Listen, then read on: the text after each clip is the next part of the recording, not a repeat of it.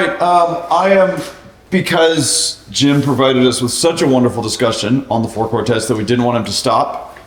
We're going to have a little Dante discussion after that, but I think we used that time very well. And so we're going to skip reading the four quartets. That can be homework for you. I would recommend doing it many times. And instead we're going to actually make some space to talk about the Divine Comedy, because obviously everyone knows that we love it. And so, we're just going to have some time to actually talk specifically about that. So I've got plenty of things I could lead off with, but...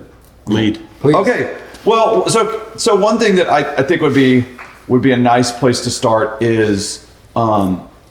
So Dante kind of looks like allegory in one sense, right? So he goes on a journey that sort of diagrams a certain spiritual and metaphysical reality. But unlike typical, like traditional allegory, he doesn't go down into hell and meet sloth. He doesn't meet lust. He doesn't meet murder. He meets people. And likewise in Purgatorio and in the Paradiso. And Charles Williams makes this distinction between symbol and image. And I think it'd be an interesting place to start by talking about this notion of images, because Beatrice, for example, being one of the central figures, or Virgil, both of them, there's this tendency to reduce them in commentary to, oh, there's Virgil, okay, he's human reason. Is he? Or is he poetry? Is he paganism? Is he the best of paganism? And there's a sense in which it's like, no, he's Virgil. But Dante's able to play with it. So I'm curious. Yeah, I'm just gonna. I guess I'll throw that on the table. I could keep talking about it, but this notion of, say, image versus symbol, how does that correspond with kind of the stuff that we've been talking about, poetry, the way that you think about it, the way it helps us see the world? Well, the reason that I see is that Dante wrote fan fiction for the Summa.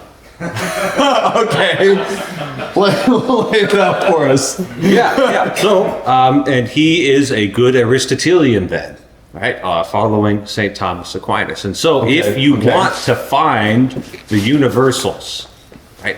You don't have to build a spaceship. You don't have to, transport yourself into some imaginary realm of the forms.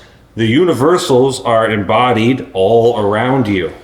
Different characters. And so, when he wants to have an example of, we'll take the adultery, right? Mm-hmm. He doesn't like talk to adultery. He thinks about, oh yeah, there was that adulterous couple that got murdered in Florence. Mm-hmm. I'm going to talk to them because they were killed in the act, So it's hard to get more boiled down than that. Oh, I just want to get this clear, because this is something I've never been super clear on. The Aristotelian notion is that you approach the universals through the particulars. I don't think Plato was actually that different than Aristotle. Oh, okay. I see them kind of like being a teacher and a disciple who really loved and respected his teacher. Okay. But Aristotle definitely has that focus of looking to the particulars. Right? So if you want to know what a human being is, go meet some humans. Yeah. It's interesting that seems to make really good poetry too. Yeah. So Jim, yeah. So my thoughts on this, first off, as you've pointed out, the narrative of the Divine Comedy is somewhat straightforward. You've got this character, we refer to him as Dante the Pilgrim, and we do that for a reason, which I'll talk about in a minute. And he meets Virgil, and they go on this journey, and they just, incrementally, step by step, bump into different people, and then we follow through all the way to paradise. But if you watch closely in the first parts, what you'll find is that really you're hearing the voice of Dante the poet also. Mm-hmm. And you're noticing at one point Dante the poet is talking to Virgil, and he's saying something like, I'm not sure that I'm up to this task of doing what I need to do. And you hear it also, maybe you hear it from the voice of Dante the Pilgrim saying, I don't know if I can go through hell here. This is going to be a really difficult thing. But in the background, you hear the poet saying something like, I don't know if I'm up to actually writing the poem. And in fact, what he's kind of saying is, I've seen all these people in my life. but there's a really delicate and nuanced task that needs to be done to present them in the fullness that will not ultimately make them examples, let's say, to admire. Or to scare. Or yeah, exactly. So the subtlety of how you write this is very critical.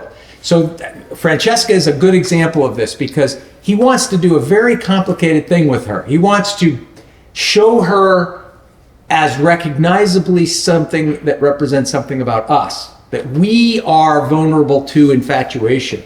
And in fact, he wants to almost make her story something that we're infatuated with. We recognize that thing, and not just recognize, but identify with it. And yet he can't let that be the final answer. We have to also end up at the end of that realizing that she is correctly assigned to the Inferno. And yet we have to still empathize with her and not condemn or not feel Look at her. Look at her. So there's actually a hilarious historical irony about. Do you know about this? With this, so the early 20th century sculpture, is it Doré? Does anyone know? Is a cast iron? He did the Thinker. If anyone, Rubens, thank you. So the Thinker is actually Dante. It's a sculpture of Dante. Most people don't know this. I was just in the Louvre not that long ago. Okay, yeah. And he's got a wall. Rubens got a wall, which is the Divine Comedy. The Divine Comedy. Right. So there's a statue that he did of Francesca and Paolo called the Kiss, right? Yeah. And so in Rubens' sculpture, it's in this place. For the record, the sculptor is Rodin. Rodin, thank you. Not Rubens, Rodin, thank you. Thank He's you. going to be on the internet. So. I appreciate that. Thank you. You made us look slightly less foolish, but so Rodin's sculpture of the Kiss has been taken up as this like extremely romantic sculpture, and actually shows up as a trope in romance films at like various points. And they're like on a date, it's like, oh, look at this beautiful, passionate sculpture. It's like, This is exactly what I was getting at. You've got the Pilgrim at the end, and Pilgrim at the end, he collapses. And that's, I think, a great way of keeping this nuance in there, that she's both a recognizable figure that we know is part of the way we are, and yet we need to move beyond it, and we can feel that. And then, just to give you another example of what you just talked about, I believe the entire play of Romeo and Juliet is exactly this kind of thing. What Shakespeare should have intended to do with that was to have us have that same sense about Romeo and Juliet. We should not think of their love as a good thing. We have to think of their love as a dangerous and deadly thing, and that's how it ends. But I think he let his language go too far, and he tempted us to be infatuated with them. And now you have the play Romeo and Juliet done in high schools as an example of the good kind of innocent love, when in reality I think he intended, but he let himself go. As a warning, almost. He let it as a warning in the sense of Francesca. And isn't it in the Divine Comedy? Dante's in the whirlwind with Francesca. They're doing that talk, and he's getting kind of infatuated. And Yes, it passes out. Yes. And then Virgil kind of chastises him. Yes. Right? Yes. Says, "Hey, man, like if you're going to do this, you need to keep your eyes open." Yes, and that gives you the more of the subtlety of the Divine Comedy, which is Dante the Pilgrim evolves. He changes as you go through, and later he's ready to. And Dante the poet shows us that he's ready to accept what's going on in front of him. There's so much subtlety there. Yeah. So that's the and this is what, just to be much subtlety. That's what that first passage is about, where Dante the poet is saying, I'm not sure I'm up to this. Yeah. Because it has to be done in that subtle way that contains all of this, or else it will turn into something like I was just describing Romeo and Juliet turning into. And I think that's the and you see that his journey. And so there's a couple of readings for the Inferno that are helpful. I really like Charles Williams' reading of it as seeing the progression of an individual soul in its moral decay. And so the notion is that you're going down. It's not like necessarily so much that's worse, but this is the progression. Like these things lead to each other. And so that circle of lust, he views that as luxuriate. It's that dallying with something you should dally with.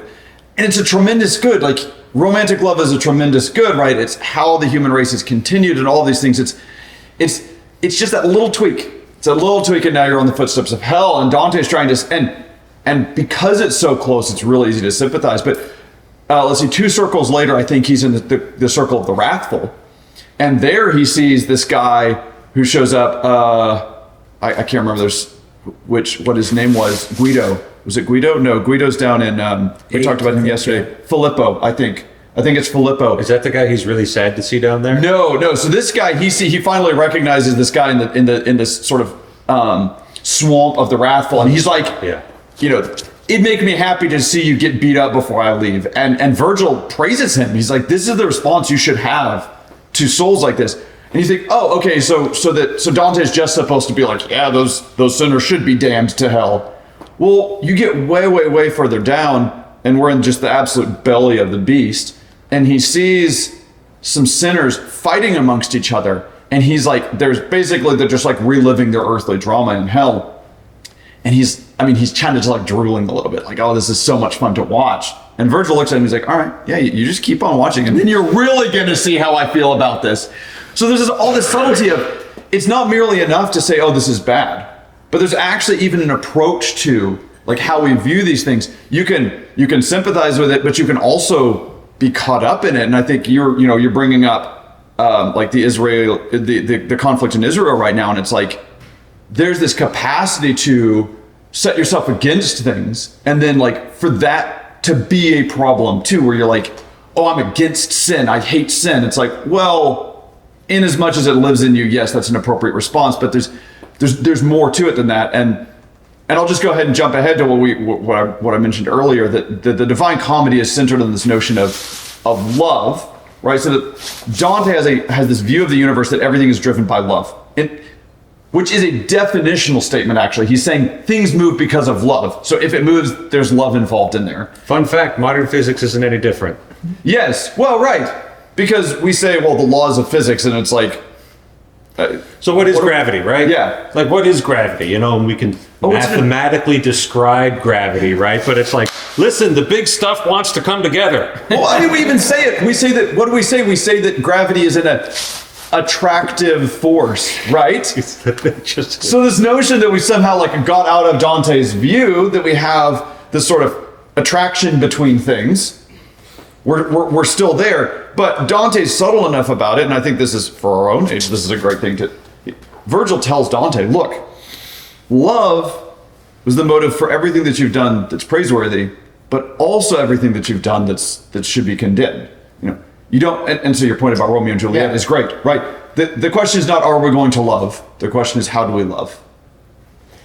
One of my favorite through lines of Dante is the Ulysses element. And Ulysses comes in, I think, Canto 26 or something like that. And it's another one of these like Francesca, in that Ulysses is clear. He chooses Ulysses on purpose because Ulysses is a very attractive hero. Everybody loves Ulysses. Yeah. And he does something very almost subversive, in the sense that he takes he takes the epic of Ulysses, and he just says, well, yeah, I hear Homer said this, and that was very traditional, and this has been going on for more than 1,000 years, but I'm just going to change the story. And he just wrote a coda. I'm going to change the story. So Ulysses gets home, and he resets up his house. He's back with Penelope. He's with his son and his wife, and everything's great. This should be the home that he was after, but he still has wanderlust, and he wants to go out and go on another adventure. And he goes out beyond, the Pillars of Hercules, which of course are very much like the limits of human capacity, which is the Strait of Gibraltar, right? So he's leaving the Mediterranean out into the open sea, the place where we should not go past. And he is searching. It's in the language that Dante uses, that he's searching for both. He's searching for experience neutral of value. He's searching for all things. He wants to know all things. He wants to know good and evil. And he takes his fellows out there into the wide open, empty Atlantic or empty see, and he ends up getting close to Purgatorio. He sees the mountain at the horizon, and then he ends up going in a whirlwind, and they sink. Can I add something that I think this is actually original TED scholarship, if you're ready for it. So C.S. Lewis in The Dawn Treader, the last island that they get to, there's this beautiful feast that's set out where this like retired star lives. And they find the last of the three lords they're looking for, and they go and they shake each of the lords, and they wake up who are in an enchanted sleep. And for a moment they wake up and they say one thing and they fall asleep. And the first one says, basically, we need to go home. We're done. The third one says, please pass the mustard, and falls asleep again. But the second one has this speech where he says, are we men or beasts? We should sail while we still have the time. And it is a verbatim quote from what Ulysses tells his men in the Divine Comedy. Yeah. I already knew that. Well, yes, because we're siblings. So anyway, Yeah. Talked about it. yeah. So anyway.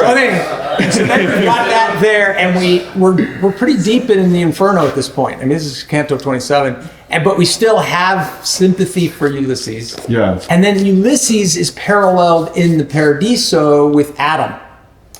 And the reason that he's paralleled with Adam is that Adam's sin was to seek value-neutral knowledge. And so that then becomes the closure on that. That becomes the kind of appropriate response to that is Adam's redemption, if you will. And of course, that then connects it from beginning to end, right? Because Adam is obviously very close to the beginning. Yes. And then there's this little moment in the 33rd canto where there's this image of Poseidon under the water. And I can't even remember how this works, but it's coming towards the end. You're feeling you're getting towards the end, and Poseidon is under the water looking up at the surface, and he sees Jason and the Argonauts, who was the ship of Jason and the Argonauts, who went and got the golden fleece and brought it home. And he just makes this very simple gesture to the boat going by.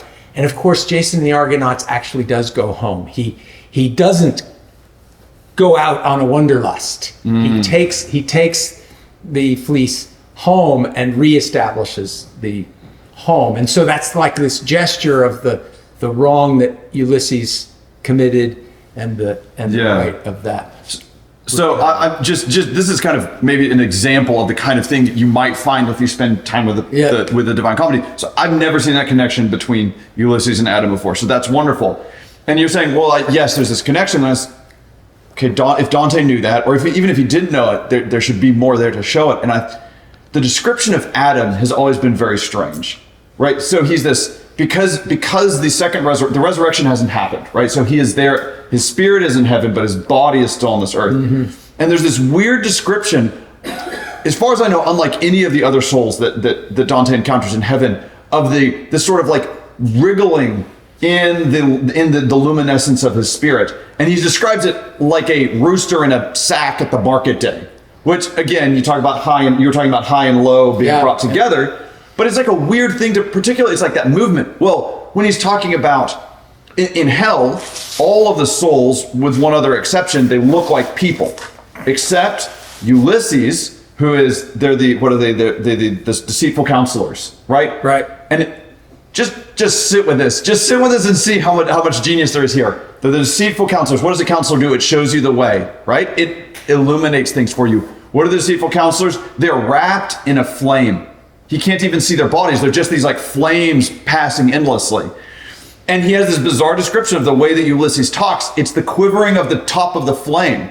So there's this weird connection. They're both these fully luminescent things. He can't see. There's no appearance of their bodies in either cases. And in both, you have this weird sort of unusual and arresting description of sort of the movement of the light.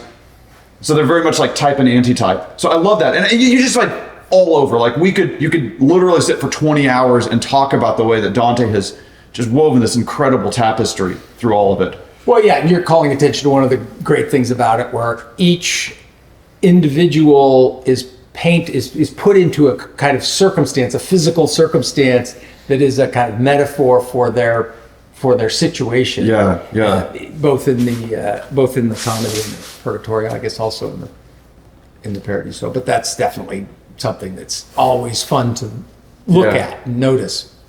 So, can we talk about women? Let's talk about that. Okay, so this is one of the most interesting and probably controversial. Well, there's many controversial parts of Dante. I'm not going to deny that, but Dante's, and I think this connects with Jim, something that you and I had been saying you had been saying you kind of wanted to explore. Dante's salvation comes through women, right? So the poem opens so famously in the dark wood, right? He tries to go up Mount Purgatory on his own, and he's driven back down into the darkness and chaos and death of the forest by the three beasts. And he meets the ghost of Virgil, and he basically, right, he says, I'm not up for this. And Virgil says, well, here's why you should know that you're up for it. Because the Blessed Virgin Mary went to Beatrice in heaven, and Beatrice went to St. Lucy, and then St. Lucy went to Beatrice. And then Beatrice came down here to me where I was in like right outside of, sort of on the verge of hell, in limbo, and sent me here to you. And so there's this very much, and he tells Dante, look, man, if you stick it out, at the end of all of this, you'll get to see Beatrice again. And so you'd think, well, no, hold on. Dante should be motivated by God, right? Not by seeing his old sweetheart. Like that seems like a pretty like that shouldn't be enough to stick to get through hell for.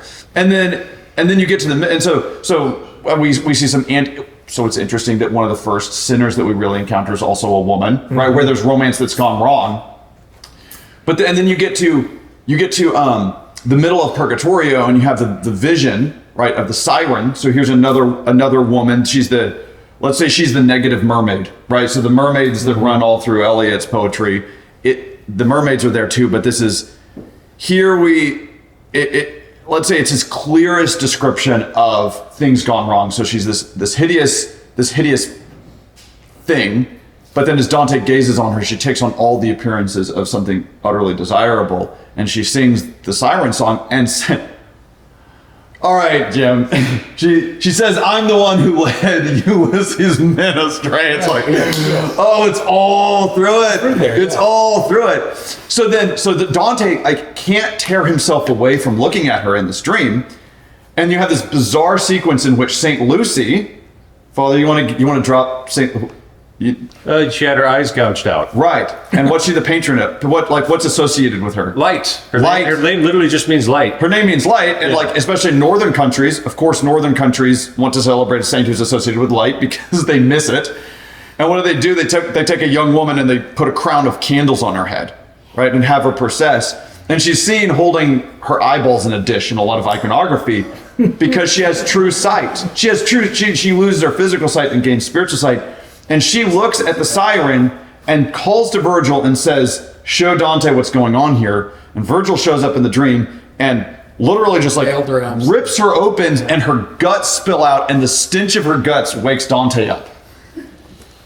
Yeah, Dante's very visceral. He's very literally visceral in this case. And so that's the dead center of the whole structure. And he's completely aware of how this all fits together. And then at the end, so then you have Beatrice, right? So you get to the garden, right? Which Eliot's been kicked out of. Don't forget about the Whore of Babylon.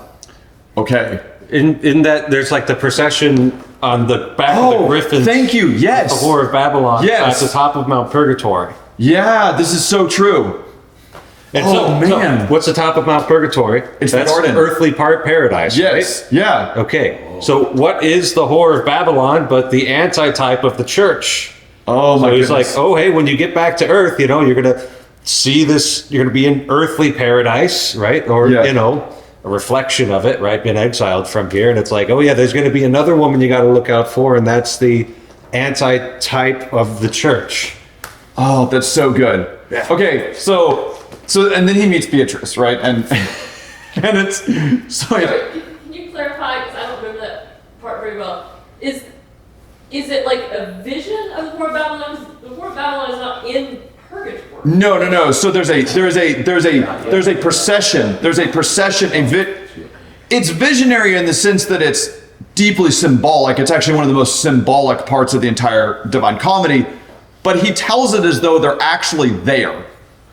representative. So it's almost like a morality play or something. There's this like church, this See, that's where your represent- allegory is. Yeah, there is allegory there. There's like a church that a chariot that's supposed to be the church that's drawn by a griffin. So it's this twofold creature, therefore representing Christ's twin nature. And then there's this whole thing where an eagle comes and feathers, like drops all of its feathers on it, and the eagle is the Roman Empire and therefore Constantine, and he showers gifts on the church, and that they sort of, in Dante's view, that the riches of Constantine sort of consume the church in a negative way, and it needs to be. And then he sees the whore of Babylon come by, and she's beat up by this giant, and there's some sort of mixed religious political metaphor there that's beyond me, but Basically, the donation of Constantine was a forgery. there you go. Okay, yeah. Dante didn't know that, but he knew it. His poetic intuition was His poetic intuition was better than any critical study. amazing. So you've got Beatrice, and you have the whore of Babylon and the church. And then when Dante he leaves Virgil behind. So what's interesting is this sort of like, if you will, bromance that's walked him through hell and purgatory actually can't take him to heaven, which is really interesting. And to talk about poetic visions of the thing that we've been trying to get at, when they get to the top of the purgation and they're headed towards the paradise, Dante's really concerned that Virgil's going to leave him behind. He's going to have to leave Virgil behind, which, think about Virgil as the apex of poetry, and you think about what we're talking here, think about what Dante does, and you'll have sufficient wisdom to understand everything we've been talking here, how it fits into things. Okay. And so Dante looks at Virgil and is like, are you not going to come? And he says, I crown and mitre you over yourself. Whatever you desire, you can follow now. You don't have to look to human wisdom anymore. When you're, for the saint, there's only the next right thing. You just do what you need to do, what you feel like you should do. But you can only do that when you're a saint. Because that's what hell is. Hell's when you're not a saint and you think, oh yeah, I'm crowned and mitred, right? So then Beatrice leads him through paradise, and you meet all these souls, including St. Thomas Aquinas. You're totally right. St. Thomas Aquinas fan fiction. St. Francis is there. St. Francis is there. Yeah, and you have the wonderful thing too, where the Franciscans and the Dominican souls sing the praise of each other. Yes. And that's still embodied in the church's tradition, where on the respective feast days of each one's founder, they'll bring in a Franciscan to preach the homily for St. Dominic, and they'll bring in a Dominican to preach the homily for St. Francis. I love that. That's good. So and he takes that up even into heaven. Yeah. And the paradise is, oh my goodness. Anyway, I'm going to just keep walking, because Beatrice, when they get up into the very highest heaven, Beatrice goes away, and it's the Blessed Virgin. And the Blessed Virgin is the last soul that he's with until he comes to the very end, and it's the beatific vision.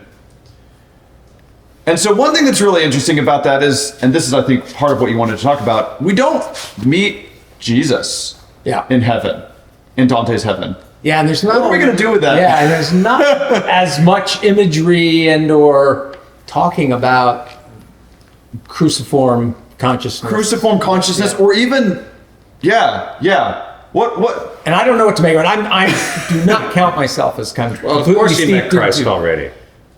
Right. The body of Christ. Yes, thank you. Yeah. They were all there. Yes. For Christ shines in 10,000 places. Yeah. Lovely in eyes and lovely in limbs, not his to the Father through the features of men's faces.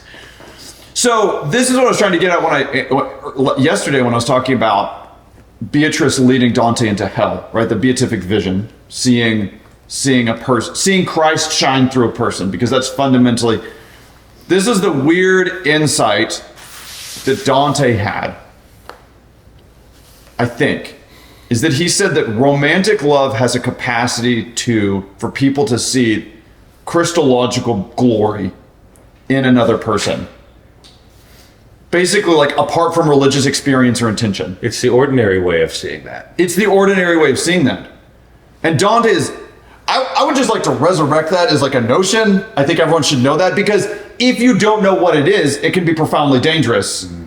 Who's the first sinner that we meet? Right?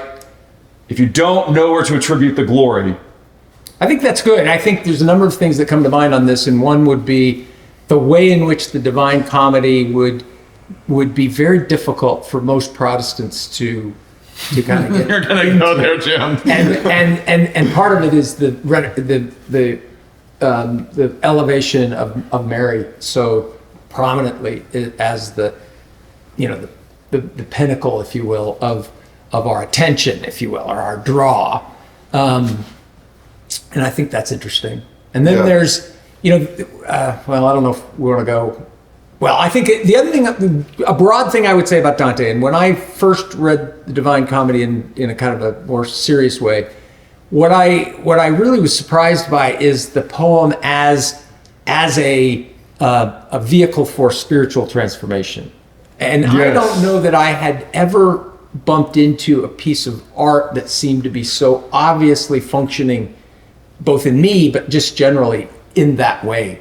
And because you can't, in a way, I think if you study it, you find that it is working on you to deal with these things that we've just talked about. And you really have to kind of confront them in the way that you've described about this infatuation that you see in Francisca, for example. And you have to see that in yourself and realize he's really saying something that you almost can't avoid grappling with in yourself. And the Ulysses is another version of that same thing. This value neutral seeking is itself a wrong thing to do in a certain sense.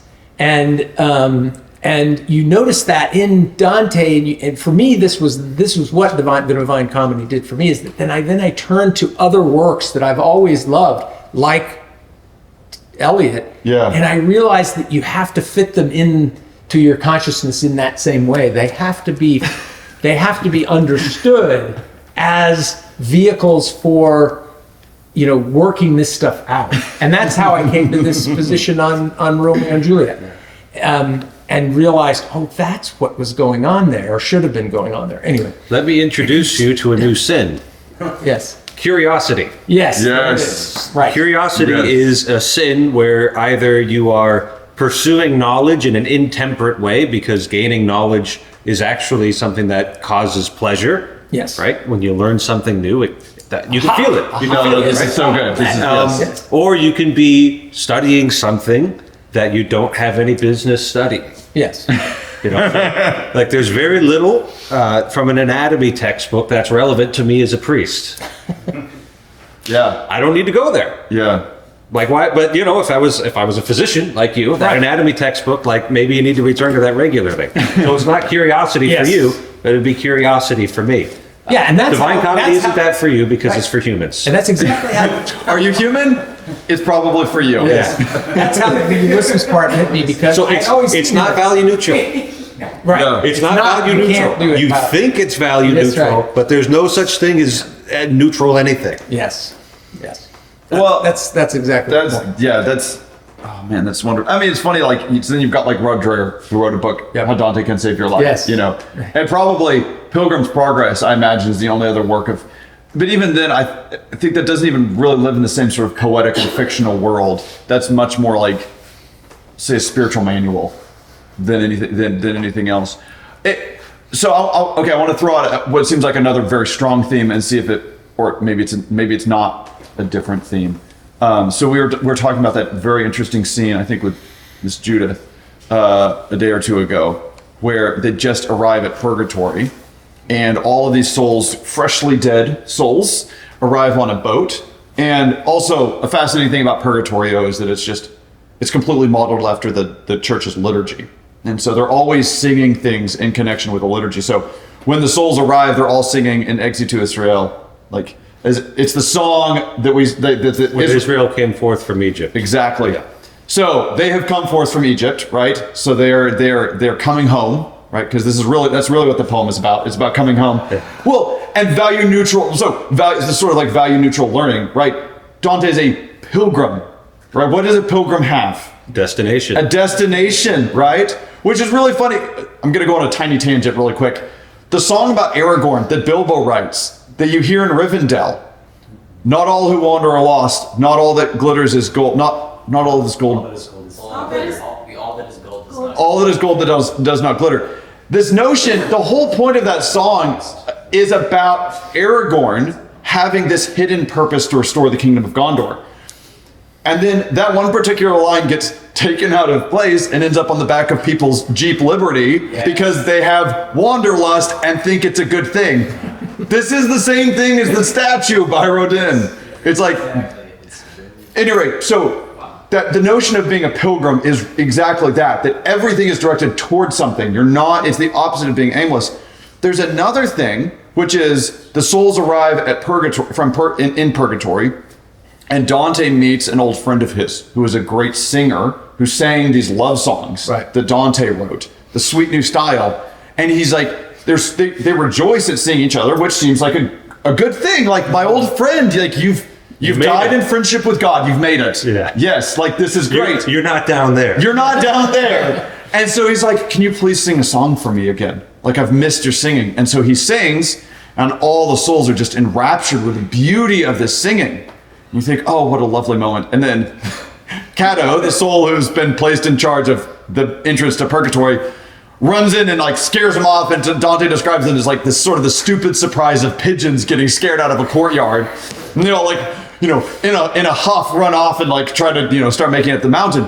But the point is, right, there's this other notion, which is not just, this value neutral seeking, but this getting caught up in things that... Absolutely, and that's this nuance that I was talking about when he started and he was doubting whether he could do this. It needs to have that at every step. And you need to notice that Dante needed to notice that he might himself get caught up in the I can let the poetry go. I can float. I can create this wonderful lyric here, and people will be drawn to it, and they'll ache over it or whatever.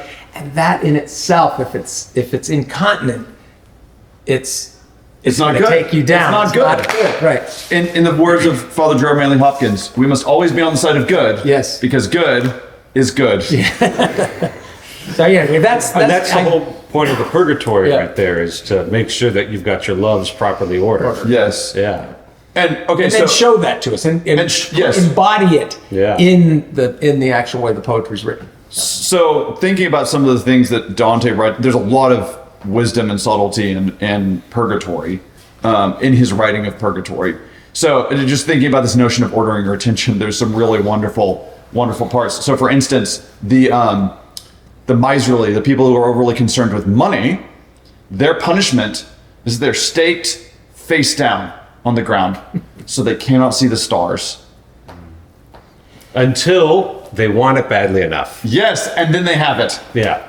So once you start wanting, that's what I think is brilliant about Purgatorio, is that you're punished in a certain way so that you start to want what you really should want. Yes. Right? So yes. On the Ring of Pride, they've got the weight on their back, and they have to look down. Yes. And there's like stories of saints on the ground or something like that. I think those are the negative. He has the whip and the rein, so there's this interesting dual structure where every cornice has a positive example of the virtue and a negative example of the vice. And I think usually you're walking on the negative examples of the vice, and the virtue is carved on the walls. Right. And when you're proud, you don't want to be humble. Being humble looks like the worst thing in the world. Yes. And so they just have to go around the circle over and over again until they actually really, really badly want to be humble, because now they're fully humble. Yes. And it's at that point that they can stand up straight again. Yes. This is that physicality that he always puts it in a physical image. And then all the people we meet in purgatory are all expressing in one way or another the acceptance of their situation, the fact that they want to be in that situation because they know that it is the pathway to overcoming, rather than what you see in the Inferno, where everyone is unable to even see the possibility of escaping what their situation is. Well, that this again is this thing of wanting, right? Because there's this part where Dante says the souls in hell have cast themselves there because they don't want the presence of God. Right. They want to, because Dante's whole cosmology is this inside out circle, right? So when you get started, first of all, I heard someone recently say that he thinks there's more This is flat not. Don't earthers even, now. don't even try to explain this. That there's more flat earthers now than there were back 700 years ago. Right? It's like, it's a globe, guys. This is the 1300s. Christopher Columbus didn't discover that the earth is round. At any rate. So you have the earth, and then you have these concentric circles of the heavens, and outside of that is the presence of God. And yet when you get there, it turns out that that's the center of everything, and it's all flipped around. But what that allows for is this, the furthest place that you can get from God is actually the center of the earth. That's why Satan's there. It's the place, trying to escape from the outside of a sphere in a sphere is an impossible task, right? And so Squaring the circle. it's squaring a circle, exactly. But the souls, they get what they want, right? This is Dante's warning. Don't get what you want. And the imagery is Want so, what you so need. crazy because in the bottom of the Inferno, they're going through, this is Canto 34, and they're kind of wandering through there, and they're continuing to go down, and they keep going down, and there's Satan frozen with his wings flapping, keeping him even Freezing more himself, freezing himself. freezing him even more, and they actually are walking on his Back. midsection in his Yeah. back. And the pilgrim is like continuing to go down and continuing to go down, and then suddenly he realizes, He's going I'm up. going up. I'm not going down. I'm going up. And now he's going up, and he doesn't change directions. He's just Yes. going up now. Yes. And now they're in the purgatory. Now they're- I mean, it's just crazy physical imagery. It's like, Escher stuff. They're going up. Oh, yeah. It's like, So hold on, I got it two steps back. Yeah. We're talking about getting. Okay, it's the souls desiring what they have in purgatory. Yeah. So one of the first times through the last circle. So it all mirrors everything, right? So the first circle of the sinners is the lustful.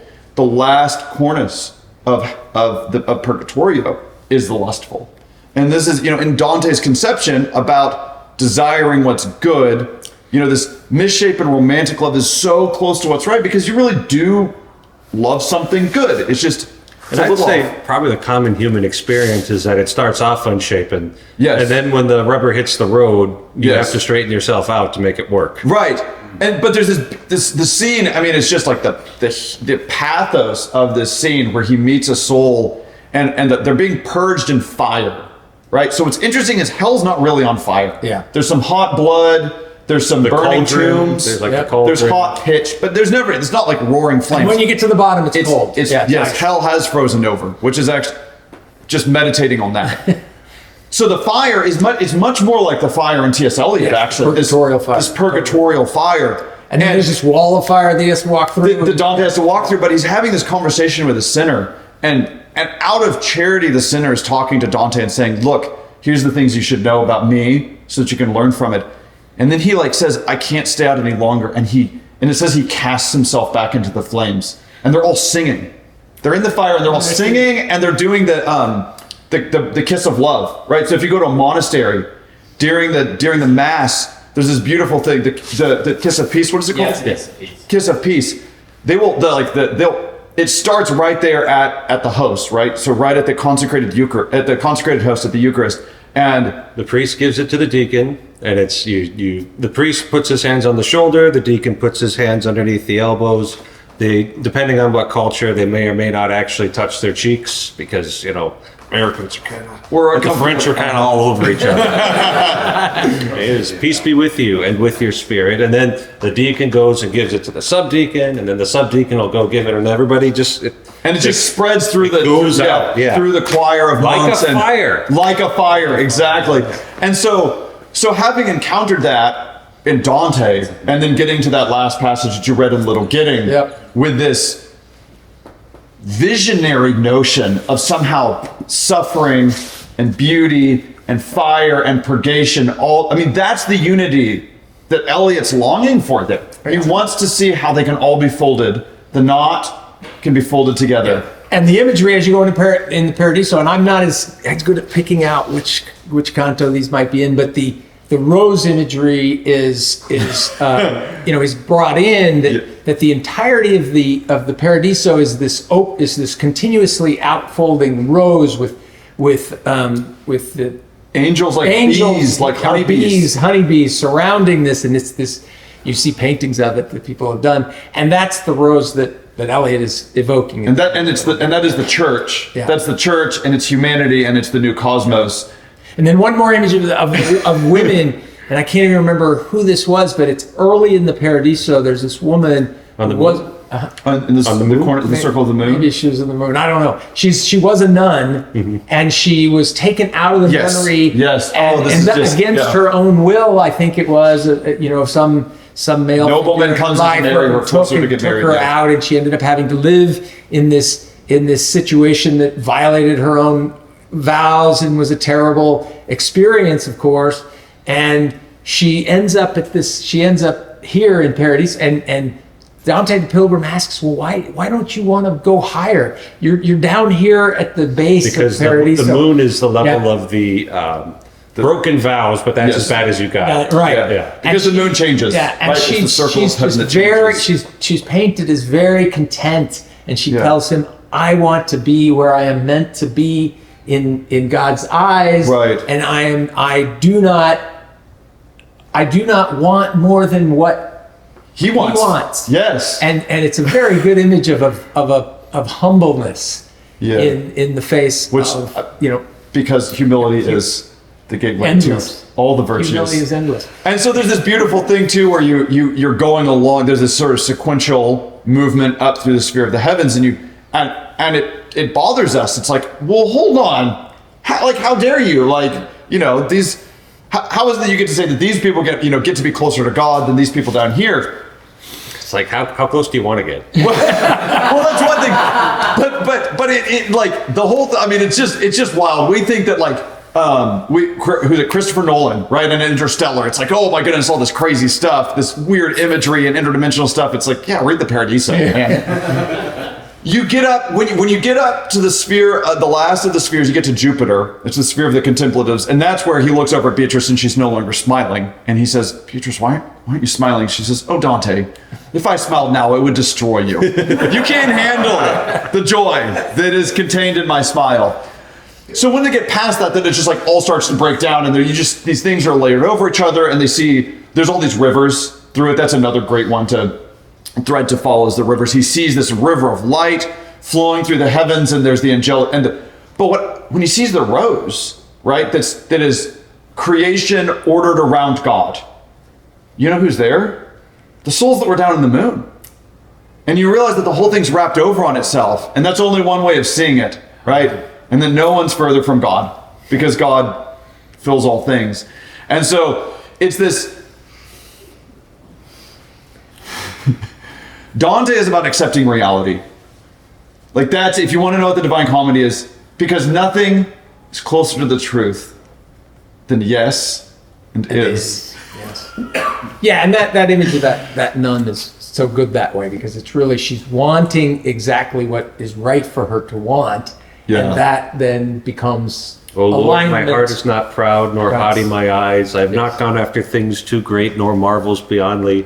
But like a child that is calmed at its mother's breast, even like a child that is calmed and quieted, even so is my soul. O Israel, hope in the Lord, both now and forever. Yes. May they rest in peace. Amen. So it is Paradiso is still a little less formulated in my head than obviously it is for you, and I'm makes me want to go back and look at it more, because That's wonderful. But it is definitely worth the. I've had this, you talked about getting to that point where Dante does this crazy flip. Yes. Where all of a sudden God is at the center of the universe. Yes. And then everything else is orbiting around him. And I've had this crazy video game sci-fi vision that I haven't been able to share with anybody because I don't know if they get it. I try. This is a good place to try. Right. So it's they're actually surrounded by the surface of the earth. And all of that's moving very quickly relative to God, because it just changes and falls to pieces. Yes. And then the farther out you get, you just proceed more and more into non-being, as it just gets stretched out and out and out until finally you get so far away from God that you cease existing. Wow. Oh man, that's Yeah. There's some weird hyperbolic geometry visualizations that you should look up, where you have a contained disk that's actually with infinite path links in it. But anyway, we don't need. Okay. There's some weird math that you could look up. Thank and you try for to- letting me inflict that on you. Yeah, if you look at commentaries and people talking about parody, so this is the kind of stuff they start to get into, is this kind of trying to visualize the impossible. It's And then- astonishingly sophisticated. Yeah. I just there's really, and you get into it and you think, oh, it's going to be this like I'm going to understand it. And it's going to be beautiful. I'm going to like feel at home. And then it turns out that like Beatrice is giving Dante lessons in astronomy, and they're doing like logical exercises, and you're like, this feels kind of uncomfortable and weird. And there's like these souls form an eagle and start doing and there's this sense in which instead of somehow restricting reality, it's actually the bottom is dropping out on things, and you're now operating on things above your pay grade. Yeah, and even the Pilgrim even says this. Yes, It yes. gets to the point where he says words are not gonna. So one of the things that I like ineffable. Like the point where he stops invoking the muses and starts invoking the Holy Spirit. Yeah. It's like right Yeah. at the edge Right. of purgatory, right? Yeah, well, he says, there's this, he does some weird things. He actually calls on Apollo instead of the muses, but Apollo as let's say a good dream of the word, right?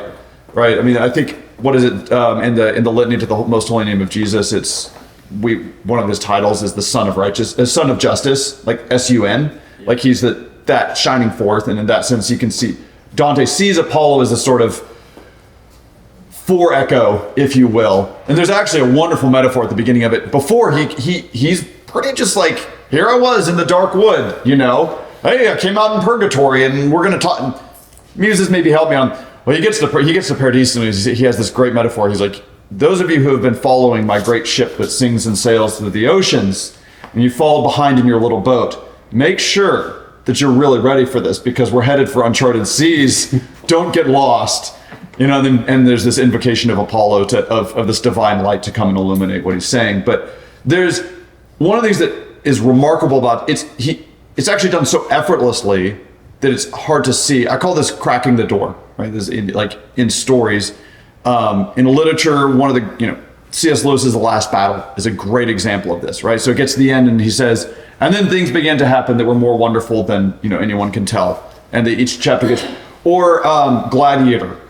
Right, one of the masterstrokes of the movie Gladiator by Ridley Scott is that when the hero dies, there's the door, and he just starts to push on the door and the movie ends. Because anything that he could show through that door would be a letdown. Like, there's no question. Dante manages to walk through the door and spend a third of his book there. And it's hard to get, but it's not a letdown. And to my reading, that's elevates him to being one of the greatest works of literature ever. It's just that you could for one moment even start to breathe the airs of heaven, and you get out of breath because you're not meant for those kinds of heights. It's like, oh, I feel like I've got some altitude sickness. Yeah, not yet. It's like you've got to acclimate. But that capacity to actually present some picture of beatitude that is kind of satisfying is really amazing. You astound me, Ted. Really? You have. I don't have nearly the depth of the knowledge, particularly the Paradiso than you do. I'm very impressed, and it makes me want to go back and get it together myself. You might have to appreciate different parts of it at different times. Yeah. The first time I went through it, it's like the Paradiso was just sort of like, I liked it. Yeah, it's like- I finished it. I read all of the notes. I think I understood the basic. Yeah, totally. That's everyone's I got first I got experience. some of the but the Purgatorio I really loved my first Yeah. time through. It was like I can connect to this. Yeah. Like I get it. Yeah. Yeah, okay, I'm envious, and so my eyes get sewn shut with Yes. iron thread. So I can learn to point my eyes towards that which really I need, rather Yes. than Yes. these other things, misusing them. Yeah. So, that's why it's a great work. You can go back to it, and different things will call out to you in different times. And if you only get the 18-year-old's perspective when you're 18, it's like, Hey, you've actually filled up where you're supposed to be. Yeah. Just to keep coming back to it. Well, this has been an absolute delight. I mean, when it's not often that I get, an hour of just like Dante. So thanks for letting me let some of that out. And there's been some fantastic insights. I could do another 4 or 5 hours. I mean, Jim, some of the stuff some of those threads you see in there are just wonderful. And Father, there's an attitude that you bring to reading towards reading poetry that I like is really inspiring. Just so. Yeah. And to all of you watching, if you skip the Purgatorio and the Paradiso, you are literally missing all of the good stuff. Well, my favorite quote regarding the Divine Comedy was said by Winston Churchill: "If you're going through hell, keep going."